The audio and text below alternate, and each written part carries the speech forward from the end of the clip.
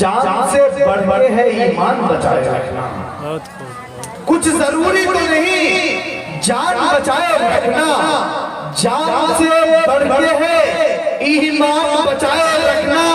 اور یاد رکھنا ہے یہ اسلاف کی تاکید ہمیں, عافیت چاہو تو قرآن بچائے رکھنا.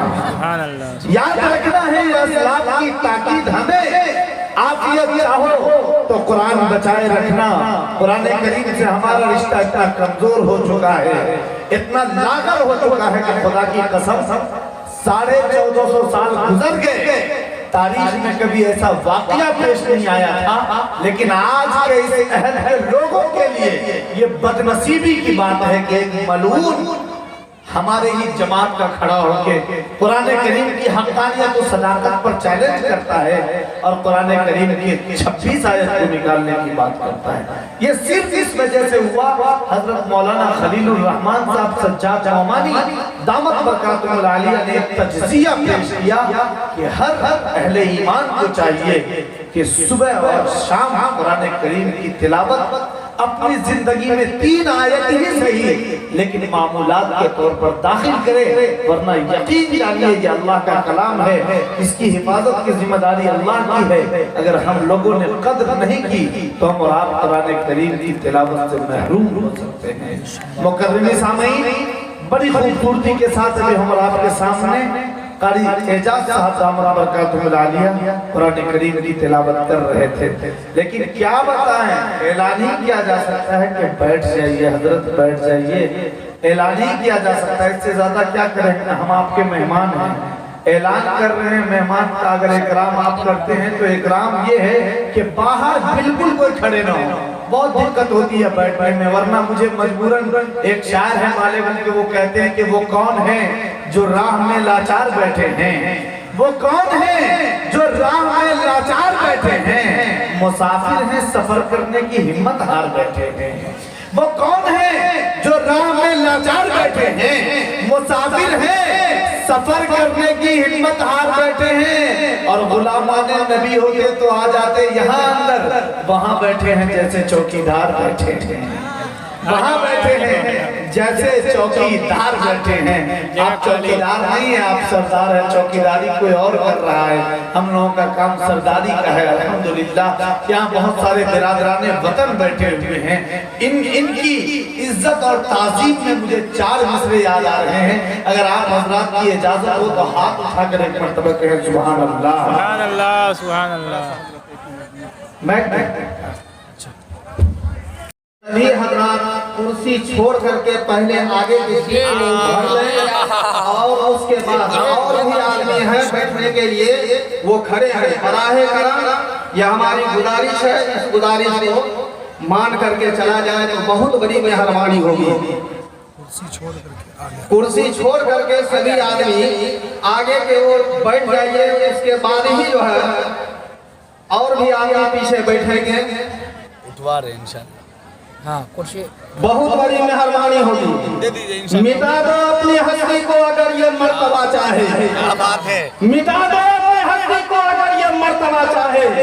یہ انسان اپنی فطرت سے نوری ہے, بیماری ہے. کیا بات, میرے محترم, میرے محترم, خطرناک تغرا ہے ماشاءاللہ. ہماری یہ بہت دنوں سے خواہش تھی کہ یہ کونیا کے سرزمین میں کبھی ایسا نہیں ہوا, لیکن ہم مسلمانوں نے اور ہم سماج مل کر کے آپ لوگوں کو دعوت دیے ہیں. اگر کسی طرح کا اس میں کوتاہی ہو بیٹھنے میں تو میرے محترم کپڑا میں گردہ لگے, اس کو ذرا احساس اندر سے نہیں لائیے گا کہ ہمارے لیے انتظام نہیں ہوا. میرے محترم آپ لوگوں کا دعا رہے گا اور ہم لوگ یہاں کے زندہ رہیں گے تو انشاءاللہ انتظام میں آگے پھر کوئی کمی نہیں ہوگی. اس لیے میرے محترم بہت گزارش ہے کہ آپ ہمارے بات کو مان کر کے چلیے اور آگے آ کر کے اپنے اپنے جگہ کو پر کیجئے. اس کے بعد بہت آدمی پیچھے کھڑے ہیں, سبھی کو بیٹھنے کا جگہ دیا جائے. السلام علیکم. السلام علیکم. ماشاءاللہ آپ اس کو بہت اچھی طرح سمجھ گئے ماشاءاللہ. یہ زمانہ ہی ایسا, کرسی کوئی چھوڑنا چاہتا نہیں ہے. जी, लेकिन आप कुर्सी छोड़ के आ रहे हैं, बहुत बड़ी बात है। हमारे बिरादरान वतन समाज के भाई बैठे हुए हैं, आप बैठे, आदर के साथ, सम्मान के साथ आपका स्वागत है, हार्दिक अभिनंदन है। और मेरे पास जुमले नहीं है, शब्द नहीं है कि मैं आपको कहूँ, लेकिन आपको देखते हुए, क्योंकि पूरे हिंदुस्तान में जाना होता है, अभी मुसलसल 18 रात से घर से बाहर निकला हुआ हूँ, 18वां दिन है मेरा आज ये बाहर में। लेकिन इस 18 दिन में अगर यकीन जानिए, इस डाइव पे उलमाए किराम बैठे, अगर खुदा की कसम खा के अगर मैं ये बात कह दूं कि 18 दिन के अंदर इतना खूबसूरत मजमा मुझे कहीं नहीं मिला जहां इतने समाज के भाई बैठे थे। खुदा की कसम कह रहा हूँ, ये यहाँ मोहब्बत की बात है, अकीदत की बात है, और आपके उल्फत की बात है कि यहाँ समाज के इतने भाई बैठे हैं। इन लोगों को देखते हुए मुझे 4 चीजें याद आ गए। कितने लोग सुनेंगे, एक मरतबा हाथ उठाए हैं। हाँ, देखिए 4 चीजें मैं पहुंचाता हूँ, सुनिएगा, समाज के जितने भाई उन तक पहुंचाना चाहता हूँ कि काश इस मुल्क में ऐसी हवा चले। कारी आबिद साहब हमारे उस्ताद की तरह मेरे बड़े भाई फैसल रशीदी साहब लखनऊ से हमारे दरमियान आए हैं। आप सुनेंगे तो इंशाअल्लाह बहुत दिनों तक याद रखेंगे। उलमाए किराम की दुआएं चाहते हुए 4 मिसरे पढ़ता हूँ कि काश इस मुल्क में ऐसी हवा चले कि मंदिर जले तो रंज मुसलमान को भी हो। सुन के बताइएगा, अगर आप सुन के बताइएगा तो इतने अच्छे अच्छे शेर पहुंचाऊंगा जो आप जिंदगी भर में नहीं सुने होंगे। दावे के साथ कह रहा हूँ, ऐ काश इस मुल्क में ऐसी हवा चले कि मंदिर जले तो रंज मुसलमान को भी हो, और मस्जिद के आबरू पर आ जाए ना कोई, ये जिक्र मंदिरों के निगहबान को भी हो। मस्जिद के आबरू पर आ जाए ना कोई, मस्जिद के आबरू पर आ जाए ना कोई, ये फिक्र मंदिरों के निगहबान को भी हो।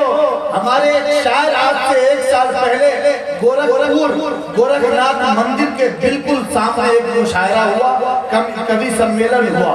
उस मुशायरे में मैं गया था, बहुत बड़े बड़े हिंदुस्तान के कवि, हिंदुस्तान के बड़े बड़े शायर मौजूद थे। वहां जब पहुंचा, एक मास्टर साहब ने, यहाँ मेरा गुजरना हुआ, मास्टर अरशद साहब, अल्लाह उनके उम्र को सलामत करे। फैसल भाई, मैं सोया हुआ था उनके घर में, रात के 2:30 बज रहे थे और गोरखनाथ मंदिर से घंटी की आवाज आ रही थी। एक बूढ़ी अम्मा उठती है और जाकर वजू करती है। मैं उठता हूँ, इस्तिंजे का तकाजा होता है, मैं देखता हूँ, बूढ़ी अम्मा से सवाल करता हूँ कि आप रात के इस हिस्से में कैसे उठ जाती है। कहती है कि 20 साल से मेरा यह मामूल है कि गोरखनाथ मंदिर में घंटी बजती है और मैं उठ के तहज्जुद पढ़ता हूँ। अब देखिए, इसको मैं शेर में रकम किया मैंने। अगर मैं कामयाब हो गया हूँ फैसल भाई और कारी आबिद साहब, तो आप सबकी दुआएं चाहता हूँ कि मंदिर में जब रात को घंटी बजती है, मंदिर में जब रात को घंटी बजती है, बूढ़ी अम्मा उठ के तहज्जुद पढ़ती है।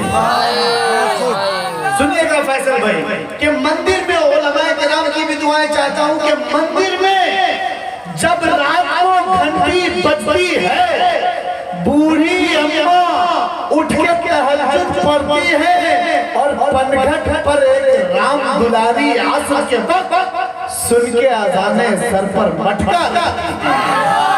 पनघट पर एक राम दुलारी आसर के वक्त सुन के अज़ाने सर पर मटका रखती है, और एक पुजारी राह में झाड़ू देता है।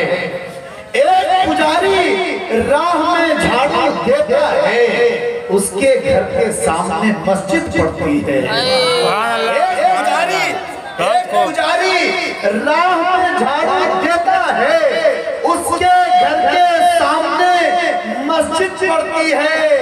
मेरे साथ में आओ, मैं बतलाता हूँ, मेरे गांव की रेखा कुरान पढ़ती है। मेरे साथ में आओ, मैं बतलाता हूँ, मेरे साथ में आओ, मैं बतलाता हूँ, मेरे गांव की रेखा कुरान पढ़ती है। आप तमाम लोगों की मोहब्बतें सर आंखों पर, तमाम बिरादरान वतन के लिए मैं ये एक पैगाम देना देना चाहता हूँ कि सख्ती थोड़ी लाजिम है पर पत्थर होना ठीक नहीं। सख्ती थोड़ी लाजिम है पर पत्थर होना ठीक नहीं। हिंदू मुस्लिम ठीक है साहब, कट्टर होना ठीक नहीं। हिंदू मुस्लिम ठीक है साहब, कट्टर होना ठीक नहीं। आप लोगों ने इसका परिचय दिया है, आप लोगों ने इस बात को बताया है कि हम इस मुल्क के अंदर जो रहते हैं, इस मुल्क के गंगा जमनी तहजीब को हम बाकी रखते हैं। इस मुल्क के अंदर एक वक्त था जब बहादुर शाह सफर उसी प्लेट में खाया करते थे, अशफाकुल्लाह खां उसी प्लेट में खाया करते थे, और मुंशी प्रेमचंद भी बैठ के उसी प्लेट में खाया करते थे। आप उसकी अलामत बनकर यहाँ बैठे हुए हैं, और मेरा दिल इतना, मैं बहुत सारे शेर सुना सकता हूँ लेकिन वक्त बहुत ज्यादा हो चुका है। और लखनऊ अवध नवाब की सरजमीन से हमारे दरमियान एक नवाब शायर है जो नवाबी लहजे में, इनकलाबी लहजे में और अदबी लहजे में गुफ्तगू करने का हुनर जानता है। यकीन जानिए कि फैसल रशीदी उस शायर का नाम है, उस कवि का नाम है जो गुज़श्ता 3 से 4 सालों में पूरे मुल्क के हिंदुस्तान में जिन्होंने बड़ी तेजी के साथ सफर किया, और लखनऊ की सरजमीन से उठ के, चाहे वो हैदराबाद की सरजमीन हो या बंगाल की घाटी हो या कश्मीर की वादी हो या खड़गपुर की सरजमीन हो, इन तमाम जगहों पर जाकर इन्होंने अपने कवि पाठ के जरिए, अपने कविता के जरिए तमाम लोगों के दिलों पर हुक्मरानी और अपना एक हुकूमत कायम किया है। अल्हम्दुलिल्लाह अल्हम्दुलिल्लाह। हाफिज इकराम अकरम साहब और कारी नौशाद साहब के पुरखुलूस दावत पर उनकी यहाँ हाजिरी हुई है। मैं आपको बताता हूँ क्या फैसल रशीदी हंगामे का शायर है। आप जितना अच्छा सुनेंगे, जितनी मोहब्बतें देंगे, जितनी दुआएं देंगे, खुदा की कसम इनके डायरी से उतने अच्छे शेर आप तक पहुँचेंगे। मैं इंतहाई अदब के साथ आली जनाब फैसल रशीदी साहब को नाते रसूल सल्लल्लाहु अलैहि वसल्लम के लिए इन 4 मिसरों से आवाज देना चाहता हूँ कि यादे नबी में आंखों को नम कर रहा हूँ मैं। बहुत अच्छा आप सुन रहे हैं। मैं ये नहीं कहूँगा कि मुझे इनाम ला कर दीजिए, इनाम जो भी देना हो आप फैसल रशीदी साहब को दीजिए। बहुत दूर से बेचारे आए हैं और अल्हम्दुलिल्लाह सुम्मा अल्हम्दुलिल्लाह ये कहने की जरूरत नहीं है, वो खुद ही आपके जेब से निकलवा लेंगे, इसके अंदर ये सलाहियत है। मैं शेयर करता हूँ कि यादे नबी में आंखों को नम कर रहा हूँ मैं, पढ़कर दुरूद सीने पे दम कर रहा हूँ मैं। यादे नबी में आंखों को नम कर रहा हूँ मैं, पढ़कर दुरूद सीने पे दम कर रहा हूँ मैं। अरे कागज पे लिख के रखूंगा महफूज कब तक, एक नात अपने दिल पे रकम कर रहा हूँ, एक नात अपने दिल पे रकम कर रहा हूँ मैं। क्या आप फैसल रशीदी साहब को भी डायस पर जल्द लाएगा। दूसरी बात यह है कि अभी कई एक हमारे दरमियान मुअज़्ज़ज़ और मौक़र हस्ती डायस पर मौजूद है। मेरे लिए इलाका यकीनन पहली बार मैं इस दयार में आया हूँ, तमाम के चेहरे से वाकिफ नहीं हूँ, लेकिन अल्हम्दुलिल्लाह इनकी इल्मी अज़मत और इल्मी कारनामे मोबाइल के ज़रिए और यहाँ पहुँचने के बाद उलमाए किराम के तअर्रुफ़ से हुआ। हज़रत मौलाना हसीबुर रहमान साहब दामत बरकातुहुल आलिया, हज़रत मौलाना मुफ्ती मजहर साहब और इसके अलावा हज़रत मौलाना मुफ्ती अनवर साहब उस्ताद हदीस व तफसीर दारुल उलूम ज़करिया अल्हम्दुलिल्लाह जो गुजरात में इस वक्त मुकीम हैं और यहाँ इसी बस्ती से या इस इलाके से हज़रत का ताल्लुक़ है, उनका खिताब इंशाअल्लाह होना है। कारी आबिद नेमी साहब जो आज के इस फहरिस्त के उस्ताद शायर हैं, उनको मैं आवाज़ देना चाहता हूँ इन 4 मिसरों के साथ कि है पूछे जो कोई मुझसे तुझे क्या पसंद है, पूछे जो कोई मुझसे तुझे क्या पसंद है। कितने लोग जगे हुए हैं, एक बार हाथ उठाकर बताएं कितने लोग जगे हुए हैं। माशाअल्लाह आप लोग जगे हुए हैं। अच्छा, मैं अभी अंदाजा करता हूँ कि पूछे जो कोई मुझसे तुझे क्या पसंद है, कह दूंगा साफ साफ मदीना पसंद है। पूछे जो कोई मुझसे तुझे क्या पसंद है, कह दूंगा साफ साफ मदीना पसंद है। और दुनिया का कोई फूल मुझे क्या लुभाएगा, मुझको मेरे नबी का पसीना पसंद है। हज़रत